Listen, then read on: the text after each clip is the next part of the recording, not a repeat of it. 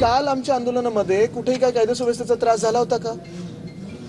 हे मला सांगा तुम्ही. आत्ताचे आक्रमक आंदोलन करू नये हे मी कधीच बोलत नाही. आंदोलन करणं गरजेचं आहे आणि तो आपला हक्क आहे. प्रत्येकाला लोकशाहीत हक्क आहे.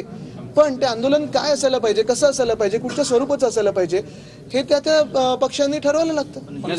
असा संघर्ष जर जिल्ह्यामध्ये झाला, रेल्वे ह्याच्या समोर विमानतळाच्या समोर त्यावेळेस भाजपाने प्रति आंदोलन केलं नव्हतं. मात्र आज भाजप आंदोलन करत असताना प्रति आंदोलन आज भाजपची आंदोलन करण्याची गरज होती का? माझ्या हातात पद आहे का? सरकार आहे का?